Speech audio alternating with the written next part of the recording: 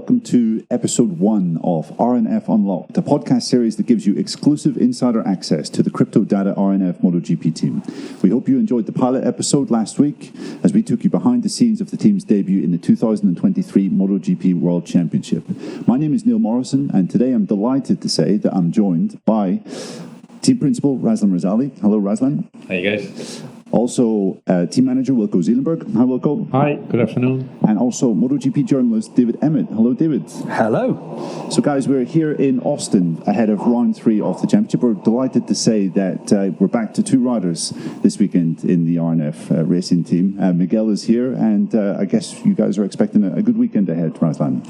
Yeah, we're back at full strength. So we had a chat with Miguel. It's looking good. We also had a discussion with his crew chief.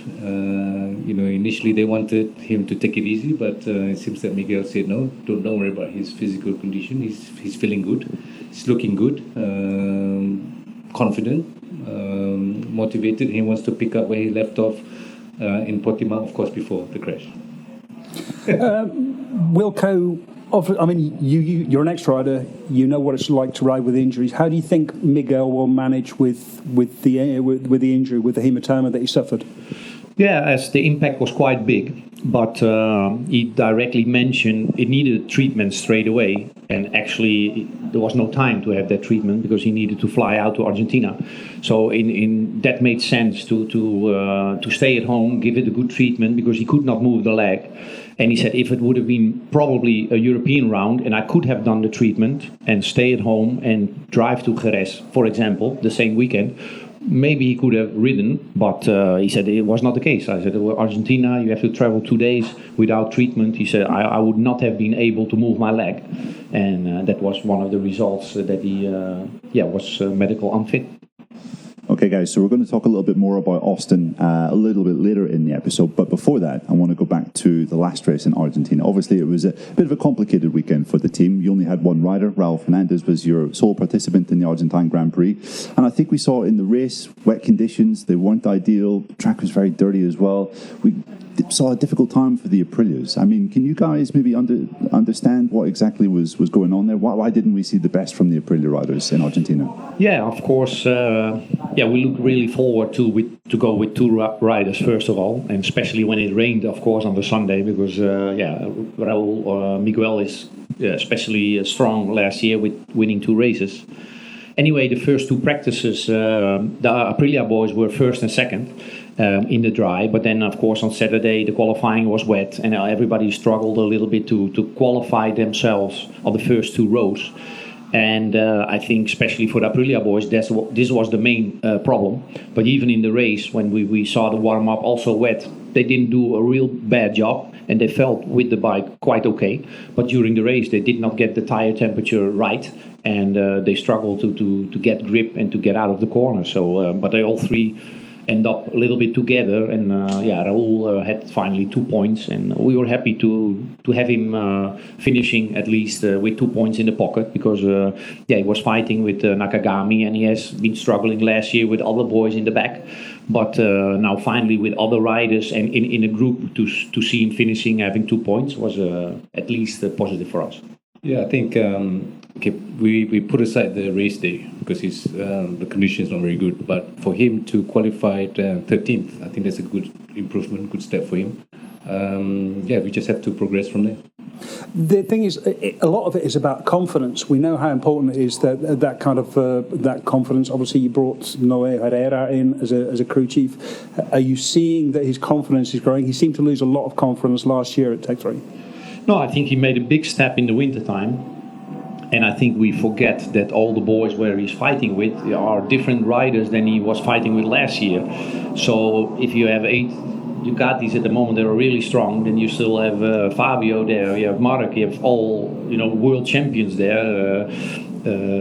Mir also not to forget. So before you know it, you are on position 12, 13 or 14, and actually that's where he is at the moment. And of course we expect a lot for him because he has a lot of talent, but clearly those boys around him have more experience at the moment, and we need to calm him down and give him a little bit more time to outperform himself. Yeah, not forgetting he is the youngest kid on MotoGP. We are actually paying a lot more attention to him to make sure that he's more calm, to get his confidence back. I mean, we put a lot of work to make sure that he has fun.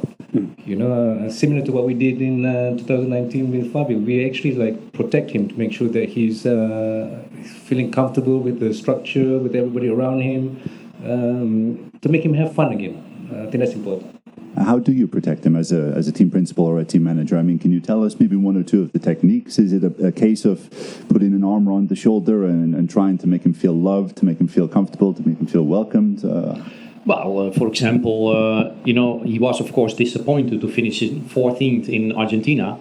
But, if you agree with that and you give him the feeling that we expected more, but you can also say you beat the winner from last year because he finally finished in front of Aleix.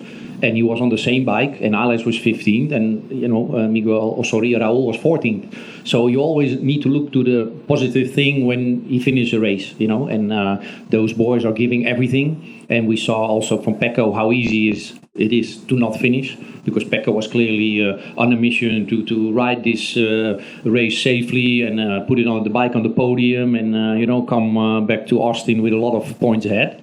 But finally, he also need to keep on racing and keep concentrated and not to lose the bike, because in the rain everything is possible. Well, what did you think of Marco Bezzecchi's performance? Because obviously it was, fantastic race, and he just looked really calm and serene and almost not like he was racing at all, almost. Yeah, no. I saw that race, and to finish ahead of the whole group, 5 seconds in the wet, and also what he did, in the dry. So he's clearly a title challenger. And I saw magazines who's going to chase Pecco, and I think it's Marco Bezzecchi. It's quite clear after 2 races. And as you said, he's very calm and he's very keen to the media, and he's not stressed out about anything. He's just doing his dream and try to enjoy it to the maximum. Yeah, it shows how good the Ducati is. Huh? I mean, that's a bit worrying for everybody. I mean, he looks really comfortable on that bike, and he's just blitzing it in that round. Let's see how he does it in round 3. But that Ducati is damn good. Do you think he could be the new star of MotoGP this year, Razlan? The same way that maybe we looked at Enea Bastianini last year as the new kid that has come to the series and is making a big impression? I think all the 8 Ducati riders have a chance, because again, I think the bike is really good. I mean, look at Alex Marquez. 2 years with Honda hardly make an impact, well, except for the first year. But to come in his second race to get on the podium, we're not offending Alex, but he is a world champion. Okay, but it's just that the bike is that good. Interesting about the different approach. Alex Marquez was with Honda. He was in the LCR team, didn't get a lot of attention. Alex Rins today in Spanish was sort of saying that he felt a little bit neglected by Honda. Aprilia, Ducati, especially Aprilia, like you have Romano in your box regularly, you seem to get a lot more support. Is this a difference in attitude between European and Japanese manufacturers? I think before Wilco answer that, I'll answer first. I think yes. I think the attitude of the Japanese factory team is so much different than the attitude of the European teams. The Aprilia and the Ducati is very different. We've seen it in only our second race. We've seen it the first test. The support that they give us, not only from what we are contracted to them, the constant visit by Massimo, Romano, and the likes of them to come in to make sure that everything's okay is something that we really appreciate, and it gives the confidence to the riders. They don't feel like they are in a satellite team. They get as much attention.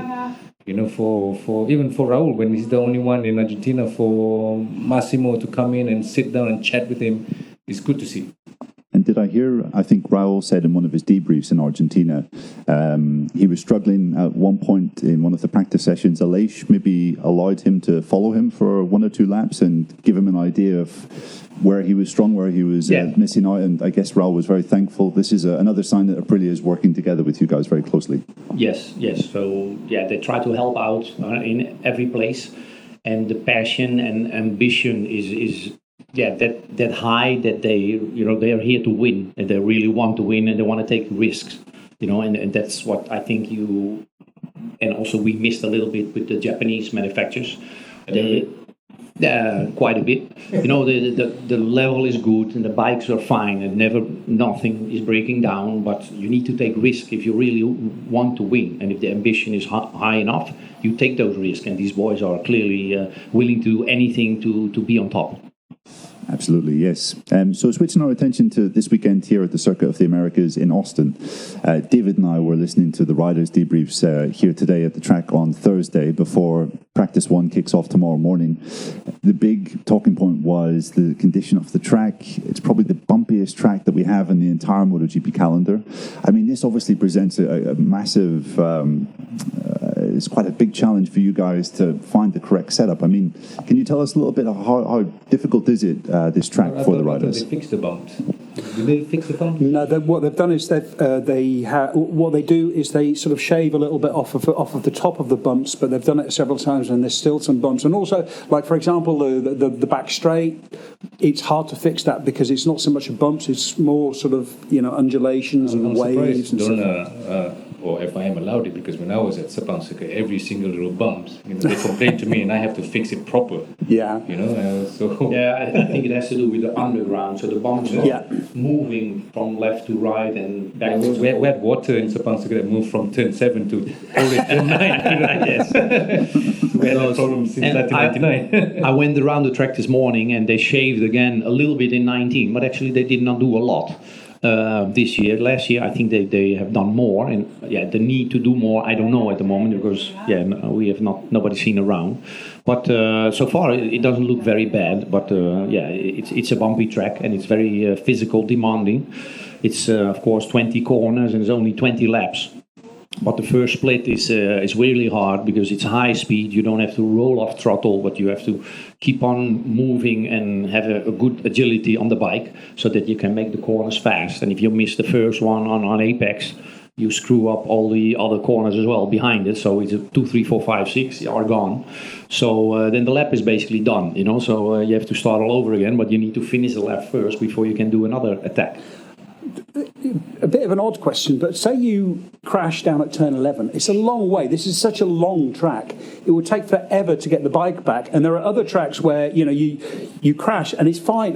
Saxony, you crash, doesn't matter. You get the bike back. That's why we have 2 bikes. This is MotoGP. We have 2 bikes. No, we have Torlive around, and he's always on the scooter. We always have connection. Many times you're not able to get the bike back. This is also, of course, this happens. But also with this new concept, FP3 is actually quite sensitive practice because you can't afford to crash in exactly. FP3. So FP3 is more serious than all the other practices because if you miss that one and you screw up the qualifying, and that's priority number 1 for the weekend. Is the preparation for the bike here different to the majority of other races just because of the track surface? Yes, there is a lot of hard braking, so for sure setup is a little bit different. The base balance not so bad because you have fast corners, slow corners, hard braking, and short Mickey Mouse turns, like turn 11 is what is it? The rollator corner, I call it, because with a rollator you can go through faster than with the bike. But anyway, exits are important, and the last 15, 16, 17 turn is a long, right side corner, and you tear the tire quite a lot. But overall, the base setup is not bad, but not completely different, but a little bit, yes. Okay, absolutely. One of the interesting things about this weekend, I guess, is the man that's won, I think, 7 of the 9 races here at this track, and Marc Marquez isn't here. We also heard today that basically the appeal for the penalty that he received that was going to be at the next race, that is under consideration. I think he's received a stay of execution. Welcome, just your opinion. Marc has served his penalty now. Do you think that... Well, yes. Look, in the beginning, of course, with the too long lap, we were very disappointed because we thought he deserved more. But now he's already 3 races out. And actually, I'm okay with anything. He's also 3 races out. We have our rider back, and we need to start from this weekend onwards. And those boys are making a mistake. He already accepted that he deserved the penalty. Which one it was, doesn't matter so much anymore because he's also 3 races out, which is a lot. and that's enough for me. So if he appealed because it was not correct in the paperwork, and we need to keep ourselves to the program and to the rules, which also should the organization do. And if they've written it wrong and they fight against it, Well, I like to be a little bit more critical on this. I mean, this is MotoGP, it's a World Championship. I mean, for the stewards not able to make a decision at this stage is a real joke. Okay, I mean, yeah, the incident has passed, but we need to have a resolution on how to move forward in the future. So it's more about not having a repeat of this, where a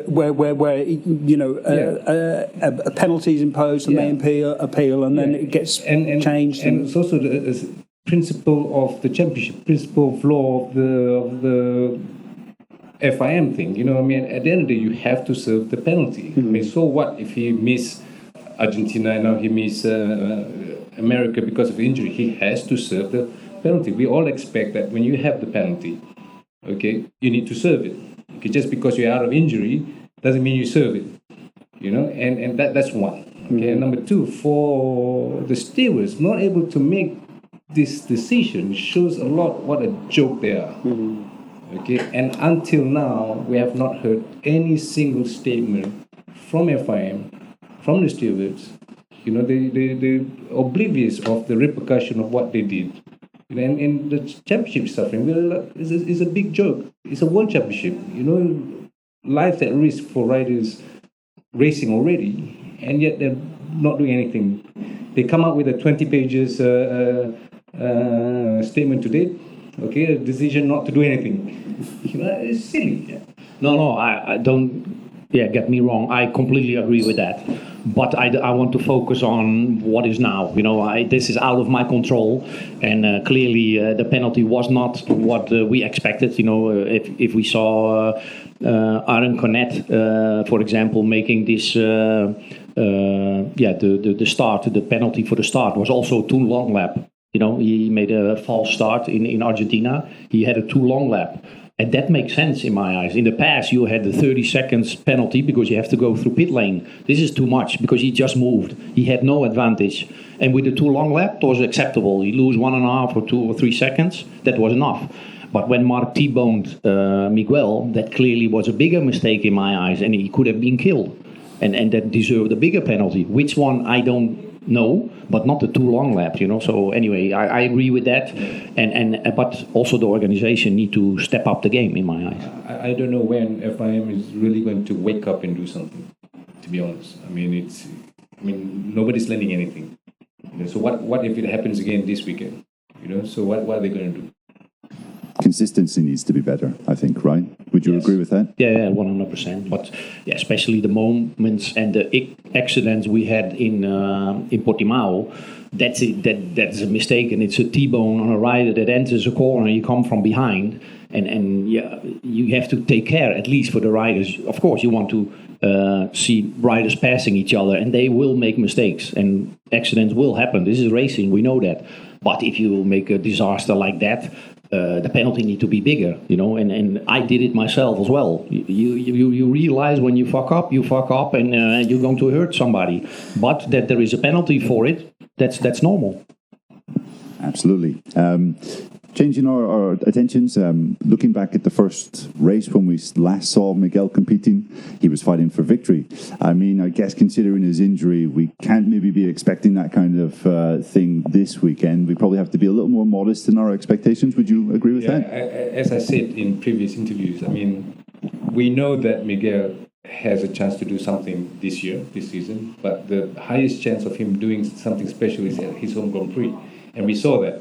Okay, unfortunately, things happen. So now we are taking a step back because he's coming back from injury. First time in Circuit of America, so we're taking it session by session, I think. I don't dare to put anything at the moment. No, it's indeed difficult. Austin is so long and is such a special track, I would say. It is difficult to predict. Also, both boys didn't have a fantastic last year here. And of course, they were on a different bike. They chose the wrong tire, in my eyes, because everybody was on soft and they were both on medium. So let's learn something from that, first of all. But first we want to see them confident and fast around this racetrack, and so step by step. Is this a good track for Aprilia? Because last year we saw Aleix and Maverick finish similar positions.